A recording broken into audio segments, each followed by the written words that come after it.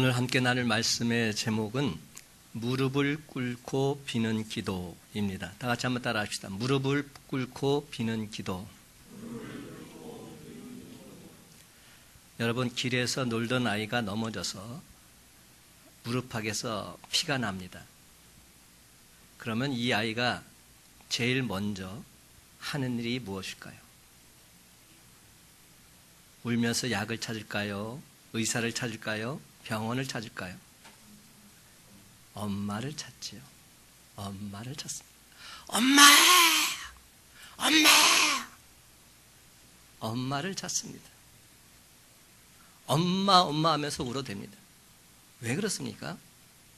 엄마가 모든 것을 알아서 약을 발라주든지 붕대를 묶어주든지 병원으로 데려가든지 문제를 해결해 주기 때문이죠. 그렇습니다, 여러분. 저와 여러분 모두 다 고난을 당했을 때, 병들었을 때 울음을 터뜨린 이 아이처럼 먼저 하나님께 간절히 기도드리는 저와 여러분 되시길 간절히 바랍니다. 여러분, 우리가 하나님을 믿는 자녀로서의 특권이 무엇인지 아시죠? 기도할 수 있다는 겁니다. 우리 교회에서는 금요기도회가 있어요. 여러분, 금요기도회 나와 보셨어요?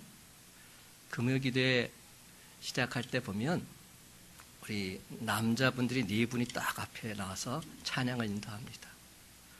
얼마나 그 모습이 아름다운지 모릅니다. 그런데 여러분,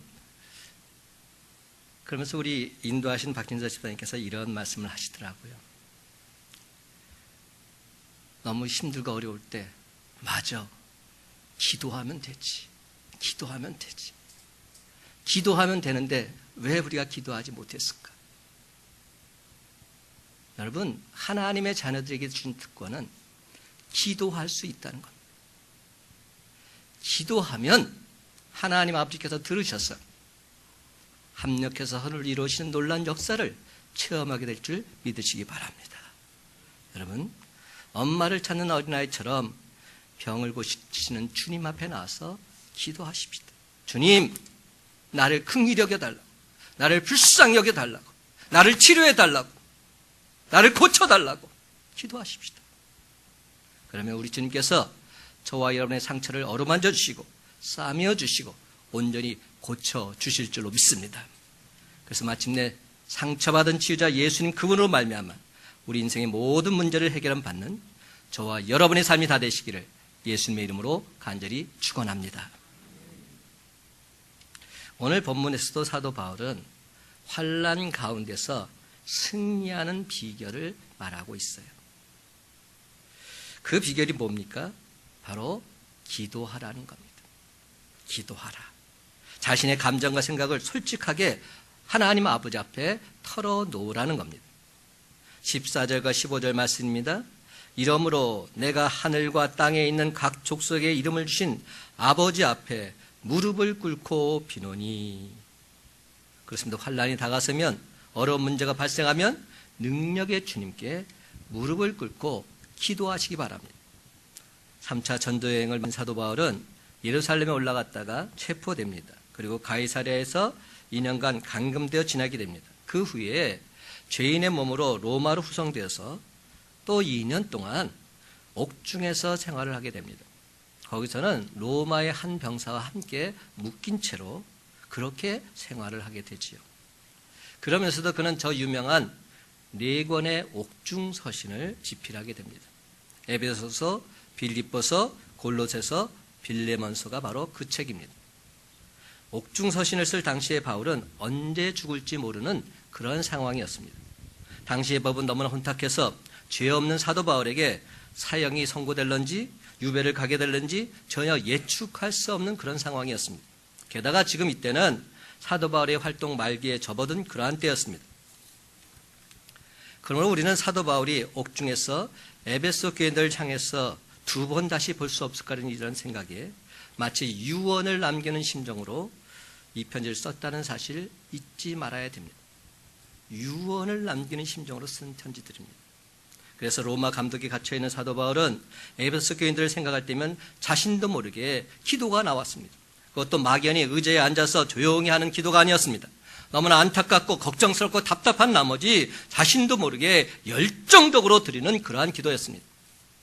그는 감옥 차가운 바닥에 무릎을 꿇고 머리를 조아리면서 에베소에 있는 성도들을 향해서 기도하고 있습니다.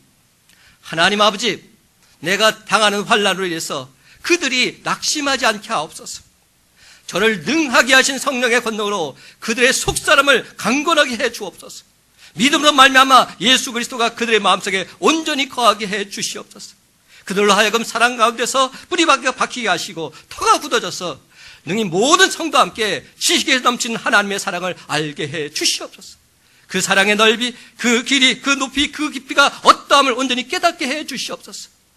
그래서 하나님의 사랑에 충만한 데까지 온전히 이르는 에베소 성도들로 인도해 주시옵소서. 기도하고 있습니다. 여러분, 사도 바울이 이렇게 기도한 이유는 에베소 교인들이 머리로는 하나님의 사랑을 아는데 너무나 안타깝게도 하나님의 사랑을 마음으로는, 가슴으로는 체험하지 못하고 있었기 때문이죠. 이는 오늘날 우리들에게도 동일하게 주시는 말씀입니다.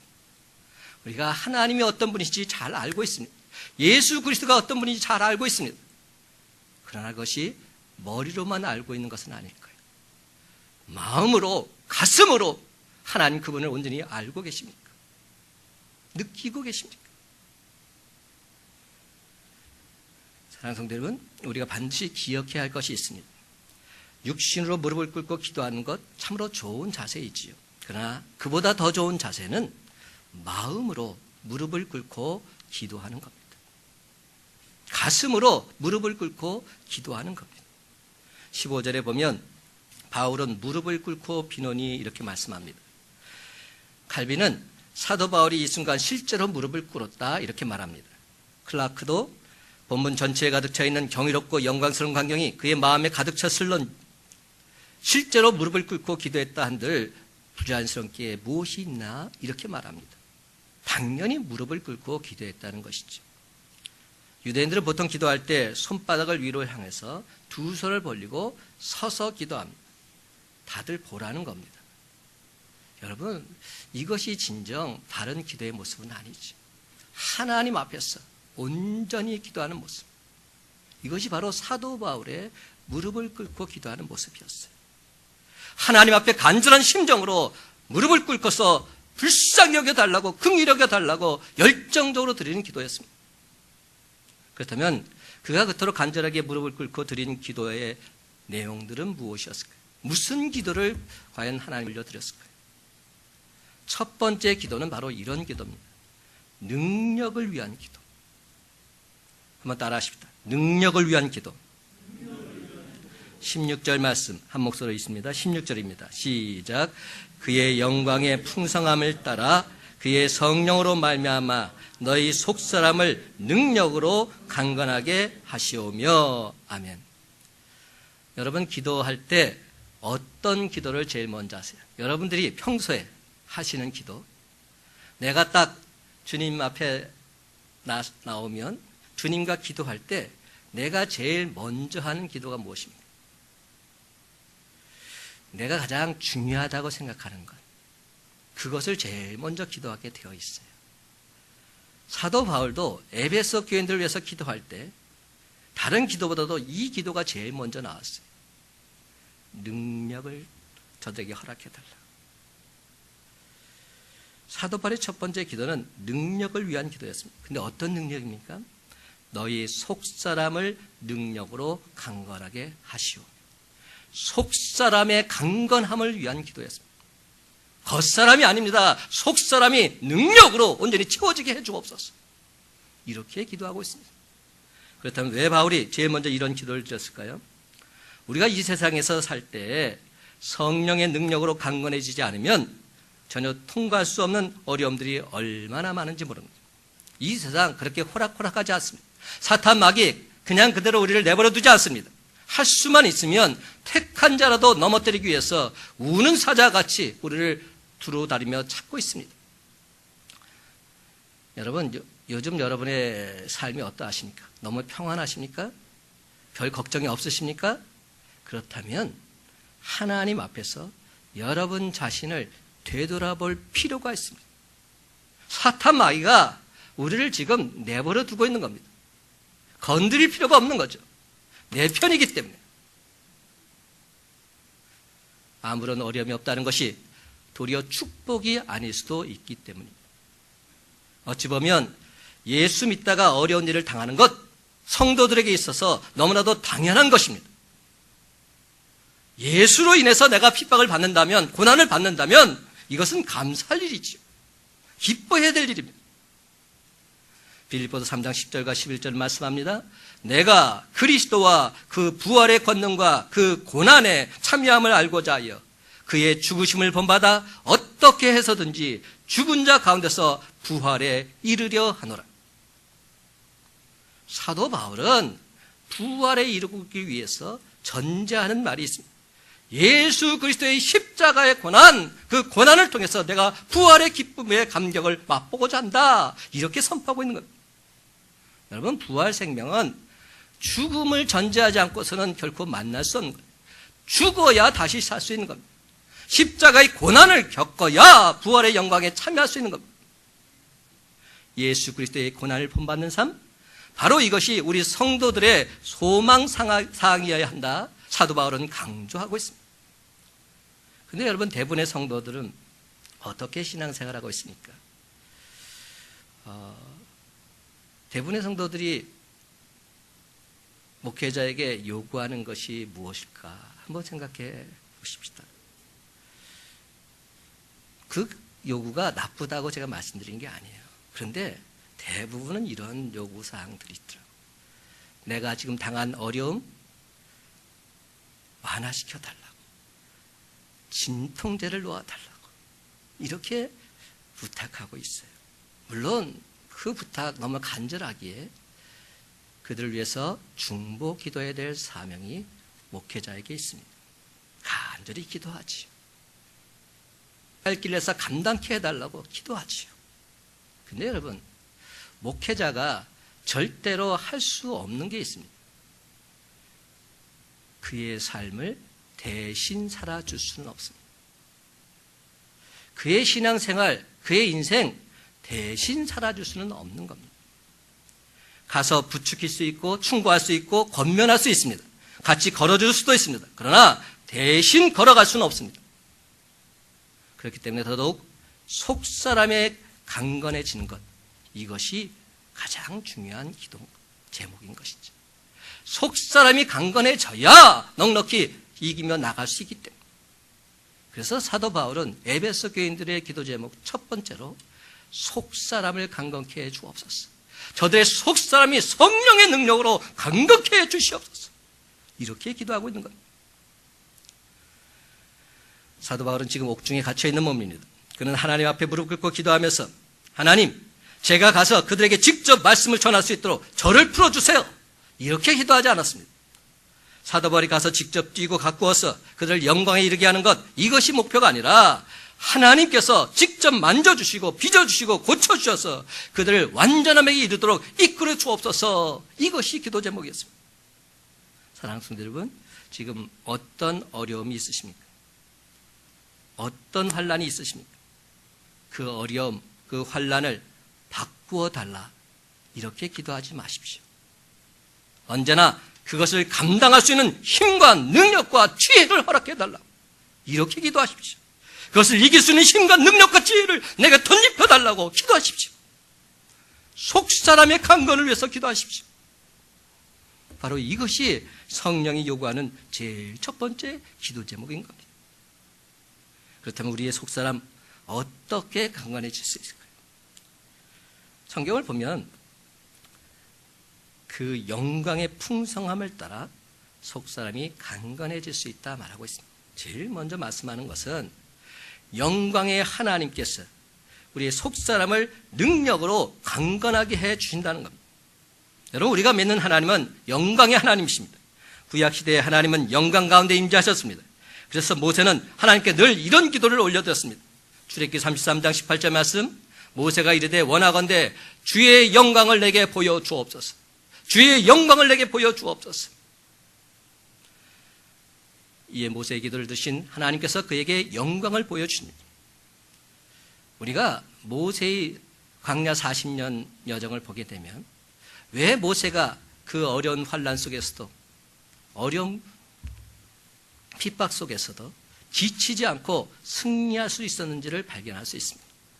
그는 기도하는 가운데 하나님의 영광을 목도했기 때문에, 기도하는 가운데 하나님의 영광을 바라보았기 때문에, 우리 주님께서도 사랑하는 제자를 데리시고 높은 산에 올라가셔서 기도하실 때 그의 모습이 영광스럽게 변화되셨지요. 그런데 왜 예수님은 베드로, 야고보, 요한에게 그런 영광을 목격하게 하셨을까요? 그들이 감당해야 될 사명이 있었기 때문입니다. 변화산의 영광을 체험한 그들은 다른 제자들과는 분명히 달랐습니다. 그토록 핍박을 받고 고통을 당하면서도 그 고통을 이길 수 있는 힘과 능력과 지혜를 갖게 되었던 것은 주님의 영광에 참여했기 때문입니다. 그보다 더 중요한 것은 부활하신 주님, 영광스럽게 된 그 주님을 그들이 온전히 만났다는 사실입니다. 그래서 하나님은 영광이 풍성하신 분이십니다. 우리는 그 영광의 풍성함을 따라 속사람이 강건해지게 되어 있습니다. 그런데 여러분, 이스라엘 백성들이 범죄했을 때는 이가봇의 비극이 찾아왔습니다. 이가봇, 무슨 뜻입니까? 영광이 떠났다. 하나님의 영광이 떠났다는 것. 그때가 언제입니까? 하나님께 나아가지 않을 때, 엘리 제사장 때입니다. 이스라엘이 멸망당할 때입니다. 우리가 죄악 가운데 살면 영광이 떠나가게 되어 있습니다. 그러나 하나님 말씀에 순종하며 살아가면 영광의 풍성함을 체험하게 되고 속사람 더욱더 강건해지게 되어 있습니다.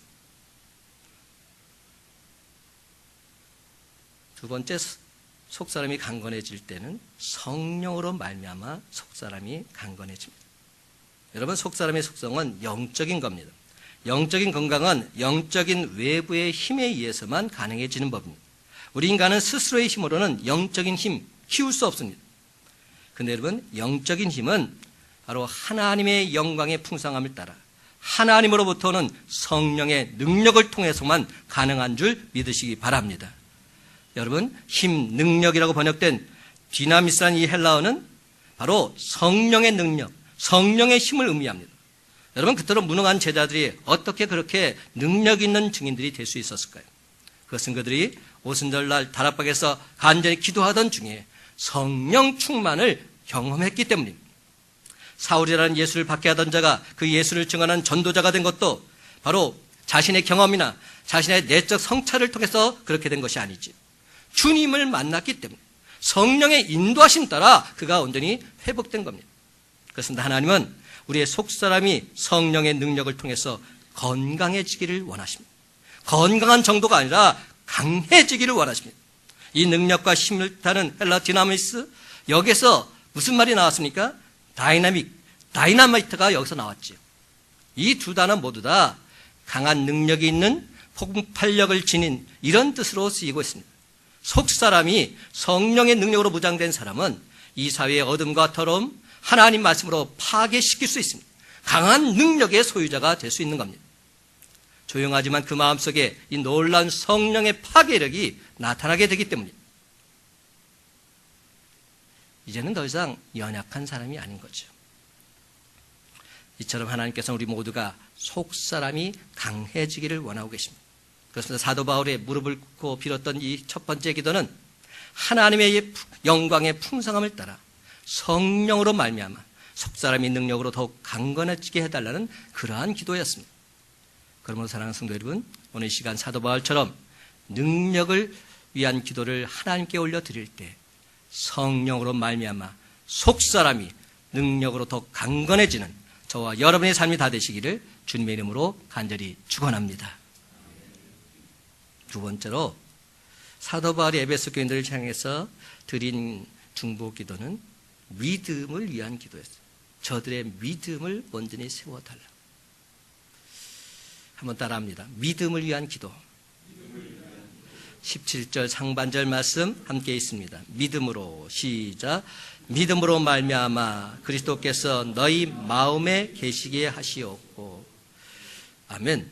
믿음으로 말미암아, 그 다음 말이 중요합니다. 그리스도께서 너희 마음에 계시게 하시옵고.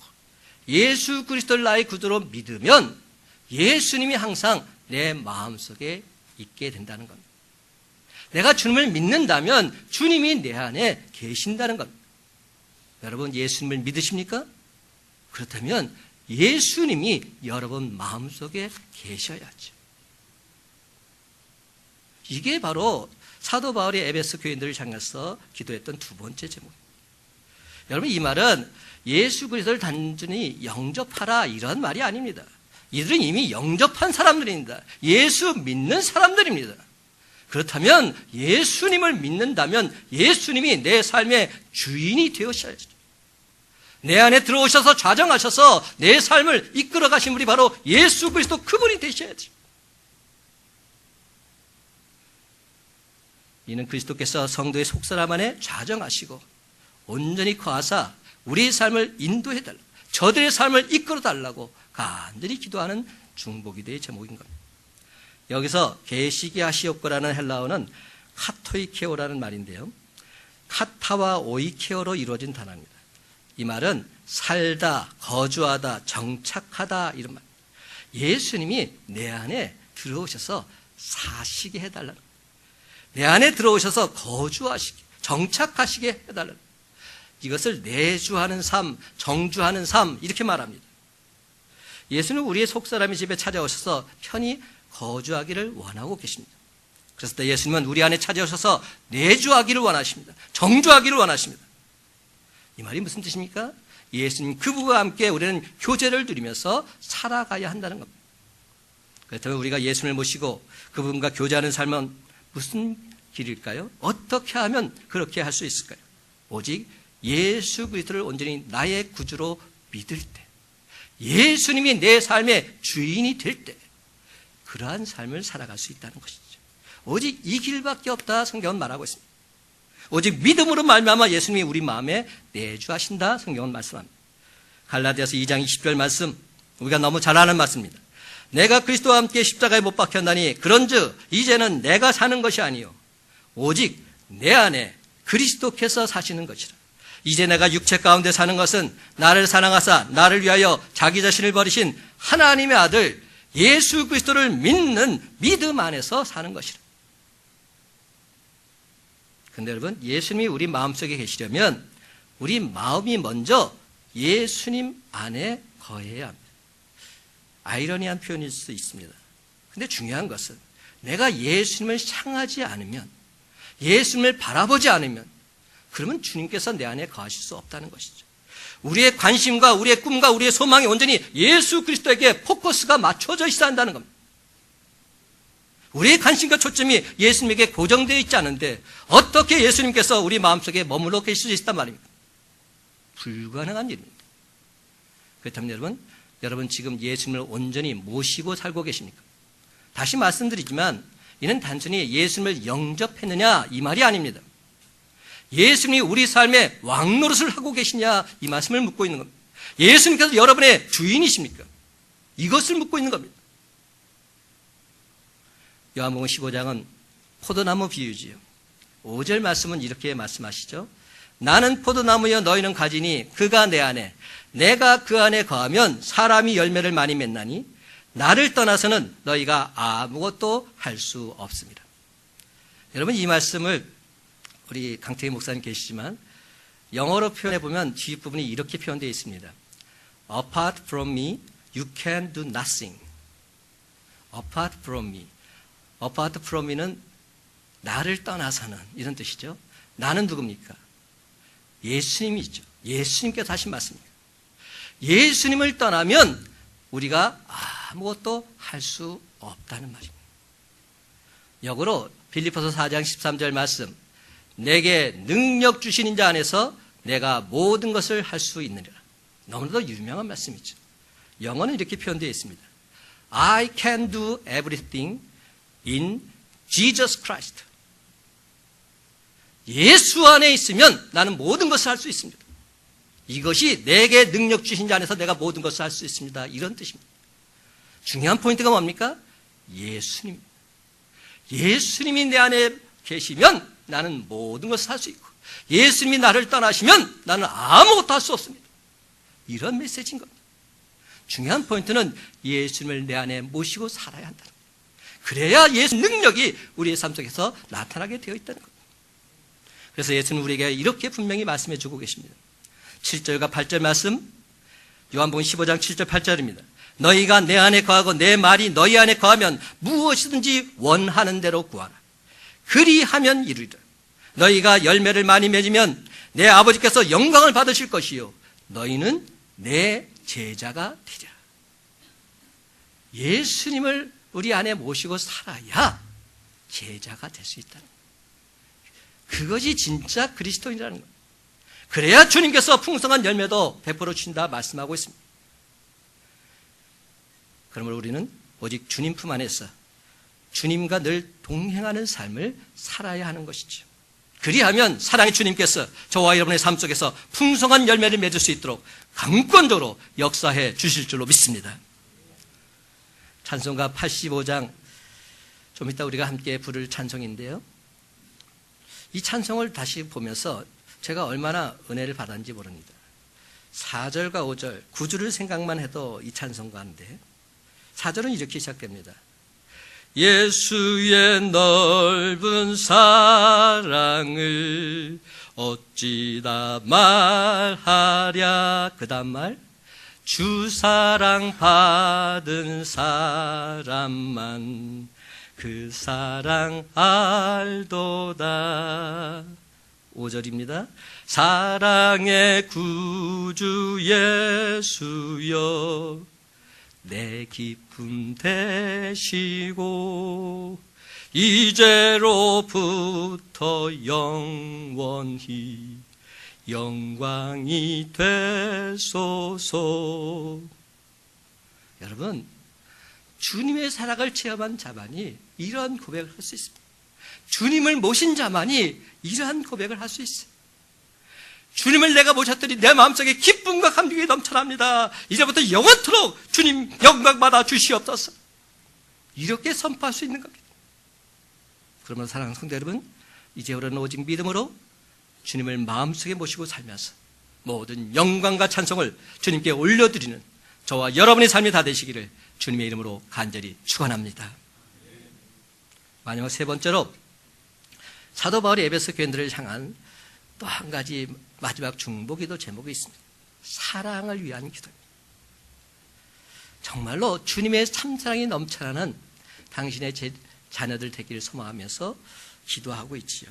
17절 하반절부터 19절까지 한 목소리 읽기를 원합니다. 너희가 사랑 가운데서, 시작, 너희가 사랑 가운데서 뿌리가 박히고 터가 굳어져서 능히 모든 성도와 함께 지식에 넘치는 그리스도의 사랑을 알고 그 너비와 길이와 높이와 깊이가 어떠함을 깨달아 하나님의 모든 충만하신 것으로 너희에게 충만하게 하시기를 구하노라. 아멘. 여러분, 우리 속사람이 강건해져서 예수 그리스도가 우리 안에 계시면 마침내 예수님의 참사랑을 우리도 맛보게 되고 그 참사랑을 이루며 살 수 있게 되는 것이죠.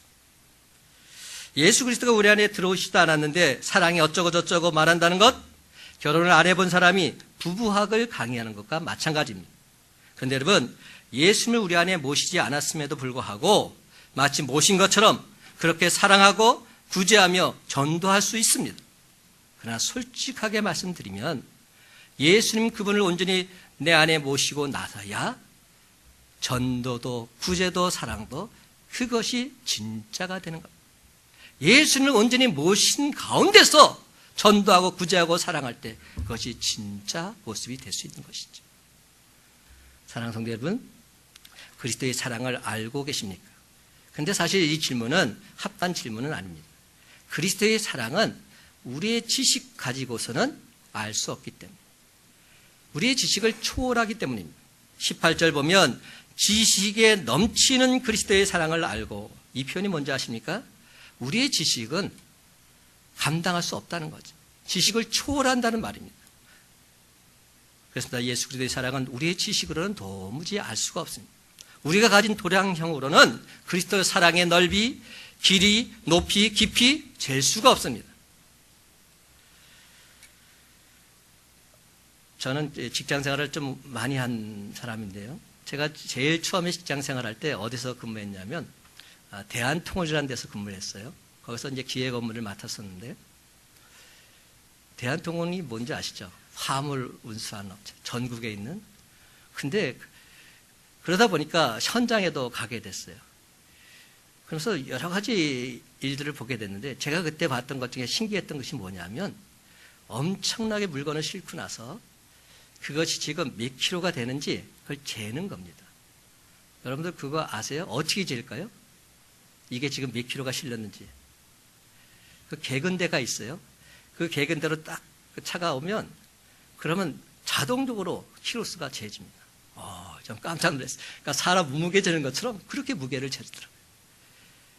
엄청난 무게를 감당할 수 있는 그런 시설이 갖추어져 있는 거죠. 근데 여러분, 그러한 것들을 멀리 갈 필요 없어요. 여러분들 그 고속버스 톨게이트 지나갈 때마다 여러분들은 내가 빠져나가고 정신없이 보죠. 근데 화물차들이 어떻게 빠져나가는지 한번 보셨어요? 대형 화물차들. 반드시 한 곳으로만 갑니다. 절대로 다른 곳으로 못 가요.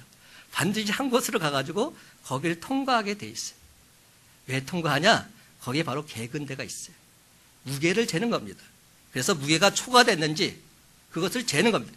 초과되면 더 이상 통과를 못 시킵니다. 막아버립니다. 왜냐하면 다른 사람들을 운행하는데 피해를 주기 때문에. 제가 그 방면에 있어봐서 잘 알아요. 근데 그것을 보면서 어떤 생각을 가졌냐? 야, 참 대단하다. 근데 놀라운 사실은 우리 주님의 사랑은 그런 것 갖고 잴 수 없다는 겁니다. 예수 그리스도의 사랑은 그 어떤 것으로도 잴 수 없다는 겁니다. 많은 사람들이 예수 그리스도의 사랑을 표현해 보려고 시도해 봤습니다. 하지만 안 됐어요. 어느 주석가는 이렇게 말했습니다. 나는 이 구절을 실감 있게 주석하기 위해서 힘썼지만 도무지 그럴 수가 없었습니다. 그런데 나만 그런 것이 아니고 여러 세기에 걸쳐서 여러 주석가들이 그렇게 했지만 성공하지 못했다는 것을 나는 알게 되었습니다. 그래서 나온 찬양이 뭔지 아세요? 그 크신 하나님의 사랑. 304장입니다. 304장은 이렇게 노래하고 있어요. 하늘을 두루마리 삼고 바다를 먹물 삼아도 한없는 하나님의 사랑 다 기록할 수 없겠네. 하늘을 두루마리 삼는 겁니다. 그리고 바다를 먹물로 삼는 겁니다. 그리고 아무리 쓴다 해도 그 하나님의 크신 사랑을 기록할 수 없다는 겁니다. 얼마나 멋진 노래입니다. 그렇습니다. 무한하신 하나님의 사랑, 유한한 인간이 제대로 표현한다는 것 불가능합니다. 이는 마치 태평양 한복판에서 조개 껍질로 바닷물을 재보려는 것과 똑같은 이치입니다. 사랑하는 성도 여러분, 우리 주님의 사랑은 모든 것을 의미합니다. 그리스도의 사랑 범위 밖에 있는 인간이 없고 그리스도의 사랑이 미치지 못하는 장소 또한 없습니다. 예수 그리스도의 사랑은 지각으로 지식적인 깨달음으로 아는 것이 아닙니다. 영각으로 영적인 깨달음으로 아는 것입니다. 좀 더 명확히 말씀드리자면 예수 그리스도의 사랑은 아는 것이 아니라 체험하는 겁니다. 주님과 동행하는 삶을 통해서 날마다 뛰는 겁니다. 그런데 여러분, 예수 그리스도의 사랑을 우리가 새롭게 깨닫게 되면 우리에게는 세 가지 유익이 있습니다. 첫 번째 유익은 하나님의 충만하신 것으로 채워지게 됩니다.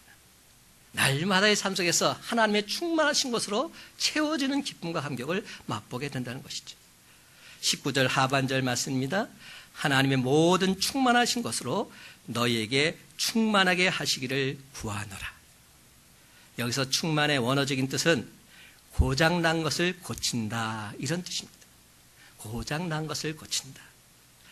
여름 날씨를 이겨내기에도 벅찰 것 같은 무기력하고 연약한 우리들을 하나님께서는 고쳐주시고 회복시켜주시고 육신의 모든 정력과 죄를 이길 수 있는 힘과 능력과 지혜를 덧입혀 준다 말씀하고 있는 것이죠.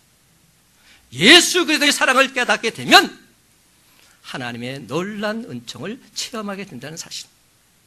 두 번째는 담대히 기쁨의 노래를 부르게 됩니다. 언제 어떤 상황에 빠진다 할지라도 나와 함께 하신 하나님께서, 내 삶을 인도하신 주님께서 내 삶을 가장 좋은 길로 인도할 줄 내가 믿고서 감사 찬송할 수 있게 됩니다. 로마서 8장 35절 39절 말씀입니다. 누가 우리를 그리스도의 사랑에서 끊으리요? 환난이나 곤고나 박해나 기근이나 적신이나 위험이나 칼이냐? 다른 어떤 피조물이라도 우리를 우리 주 예수 그리스도 안에 있는 하나님의 사랑에서 끊을 수 없으리라. 그 어떤 것도 하나님의 사랑에서 우리를 끊을 수 없다. 기쁨으로 찬송하고 있는 것. 세 번째는 우리 앞에 있는 그 어떤 문제들로 인해서 이제는 더 이상 염려하지 않게 됩니다. 왜냐하면 이 세상 만물을 주관하신 하나님께서 그 모든 것들 합력하여 선을 이루어 주실 것이기 때문이죠. 우리가 잘 아는 로마서 8장 28절 말씀, 우리가 알거니와 하나님을 사랑하는 자 곧 그의 뜻대로 부르심을 입은 자들에게는 모든 것이 합력하여 선을 이루느니라. 여러분, 뒤에 부분만 생각하지 마십시오. 앞에 부분이 중요합니다. 하나님을 사랑하는 자가 모든 것이 합력하여 선을 이룬다는 것. 하나님 뜻대로 부르심을 입은 자가 모든 것이 합력하여 선을 이루게 된다는 것. 내가 진정 하나님을 사랑하고 살고 있으면 하나님께서 모든 것을 아셔서 합력하여 선을 이루어 주시겠다 약속하십니다. 내가 하나님 뜻대로 살고자 애쓰고 힘쓰게 되면 모든 것을 아시는 하나님께서 합력해서 선을 이루게 주시겠다. 분명히 말씀하십니다. 이제 말씀을 맺습니다. 사랑하는 성도 여러분, 이제부터는 우리의 속사람이 성령의 능력으로 늘 강건해지게 되기를 간절히 바랍니다. 오직 믿음 가지고 예수 그리스도를 우리 마음속에 나의 구세주로, 나의 주인으로 모시고 사시기 바랍니다. 그래서 늘 항상 주님의 사랑을 만끽하면서 하나님의 충만하신 것으로 모든 것이 완벽히 채워지는 기쁨과 감격을 맛보면서 하나님께서 하셨습니다. 영광과 찬송 들며 살아가는 저와 여러분의 삶이 다 되시기를 주님의 이름으로 간절히 축원합니다. 기도하십시다.